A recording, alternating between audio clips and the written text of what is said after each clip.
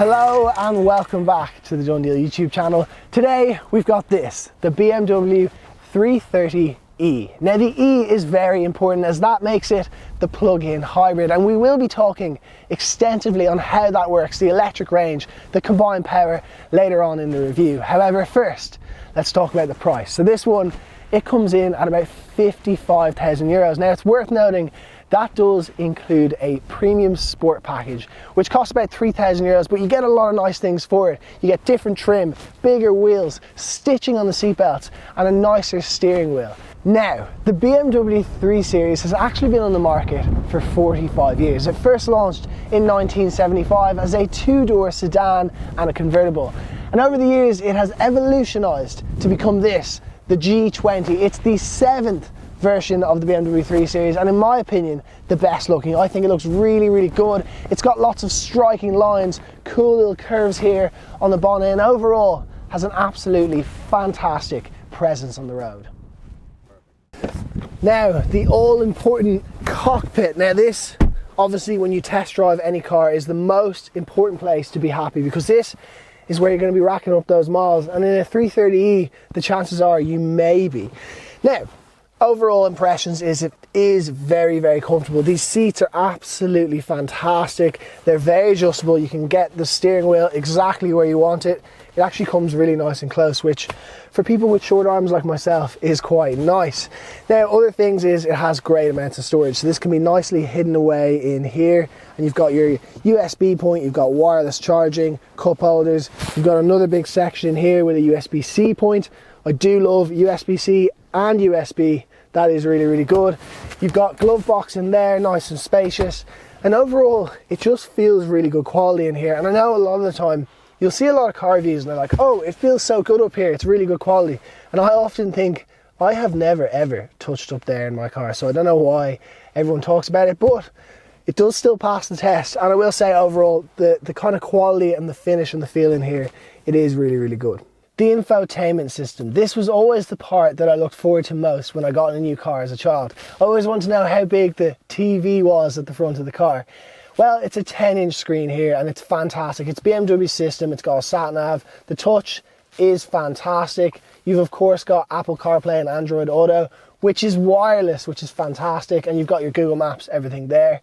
On top of that, you actually have the trackpad down here, so you can also use the buttons down here. If you don't fancy dirtying your nice screen here, that is completely okay. And I also love climate controls all here. You've got some radio buttons and a volume knob, which is very, very good, BMW. Keep up the good work. Then what I also like is that 10-inch screen almost drifts over here into a 12-inch digital dash. It's good, it's very clear, and in fact you can more or less control every aspect of the car from this digital display right here, which is very good as you don't have to take your eye line too far off the road ahead of you. One thing I will say is it's not as easy on the eye as something from the Volkswagen group. I find it ever so slightly dark. It reminds me of when you put your phone in night mode and everything goes from being white to being black.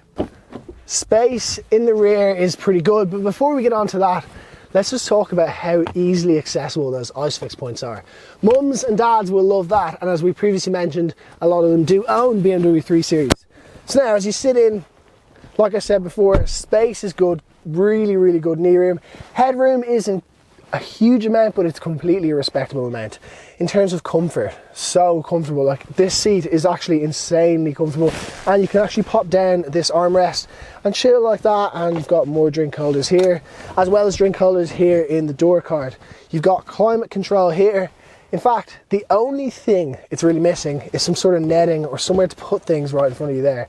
Other than that, I feel like they've hit the nail on the head with rear passenger space. So this is a plug-in hybrid, which means, yes, you can plug it in right there. Now, what size is the battery that you're plugging in? Well, it's a 12 kilowatt battery. How long does it take to charge? Well, it's about 3 to 5 hours, depending on your charge point. Now, the big question always with any electric motor, how far will it take me? Well, it'll take you a claimed 66 kilometers, which is actually pretty decent. And one more thing to note about the electric motor is it can go 109 kilometers per hour on pure electric. Now I say pure electric because there is this, the 2-litre 4-cylinder turbocharged engine, which has about 180 odd brake horsepower, which is really, really good.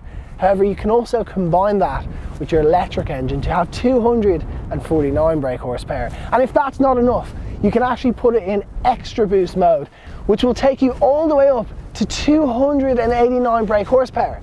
Granted, it's only for 10 seconds, but it is 289 brake horsepower.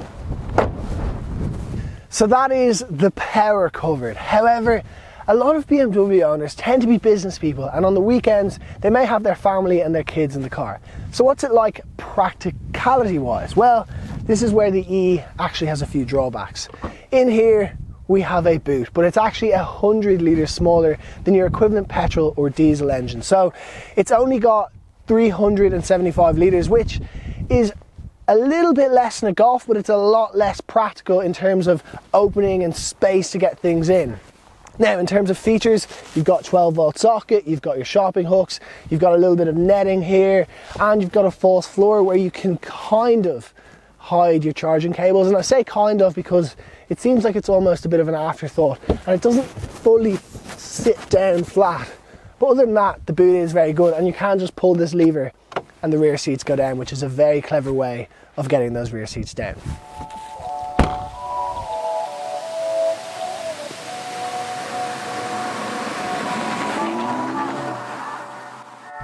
So how does the BMW 330e drive? Well, first let's discuss how it drives around town and just in normal day-to-day driving in electric and in hybrid mode.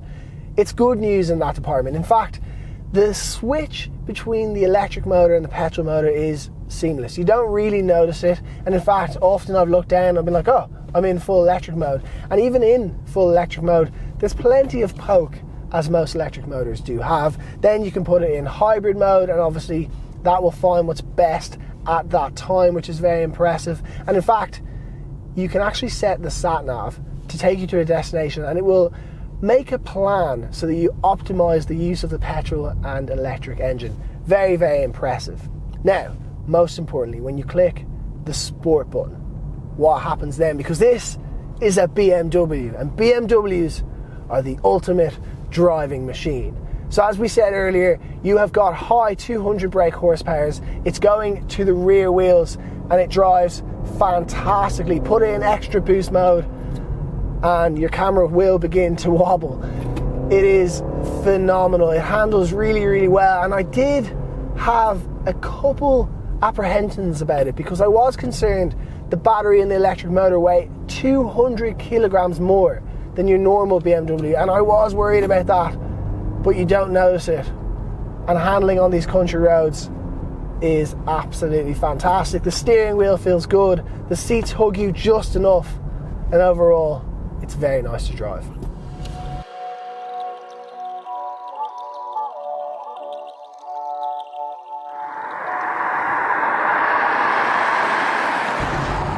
As much as I love this car, it does naturally come with a few flaws.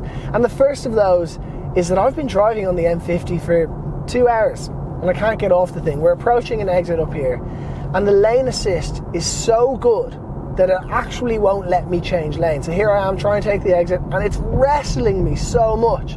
And driving aids are great, emergency braking is great, it has all these, but I literally can't get off the motorway. And I've looked up tutorials and you can click this button and it will override that, but I'm a BMW driver, I shouldn't have to use an indicator. Number 2 is the 330e badge. 330, it's not a 3-litre. Oh, it's because it's 330 brake horsepower, but it's not. Don't worry though, BMW, it's not as bad as Audi's 50 TDIs. And number 3 is that the speed limit actually shows up in your dash. Now that's not a problem, that's actually brilliant. However, if you go ever so slightly over the speed limit for longer than a couple seconds, it starts to pulse at you, letting you know you're in a 50 km/h zone and you're going 53. How dare you?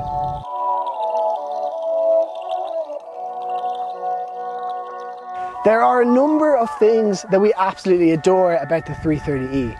And number 1 on that list is real exhausts that actually function and have purpose. Every other manufacturer in the world, take note. Number 2 is the size of the grille. I feel like BMW have hit the nail on the head correctly with this one. As I find things like the 7 and the 8 Series, the grille's almost overbearing. And number 3 is this battery button here. I actually really like this. So when you click it, you're given an option to set a battery control target. So what this means is you can say, when I arrive at my destination, I still want to have 70% of my battery. So let's say, for example, you're on your way to the track to go for a bit of a drag race. You could want to maintain that so you can have your extra boost. So you set it to 70 and the car will make sure to keep the battery level above 70%. Well, there you have it. That is our review of the BMW 330e. Overall, it's a great car. It's kind of actually potentially one of the best all-rounders you can buy today. It's practical, it's comfortable, it's a little bit of kind of polar bear friendliness, but it also has a bit of the old school petrol. And overall, I think the status kind of suits a lot of people, and definitely they aspire to get into something like a BMW. We hope you've enjoyed our review. If you did, please subscribe, give us a like, and we'll see you in the next video. Thanks for watching.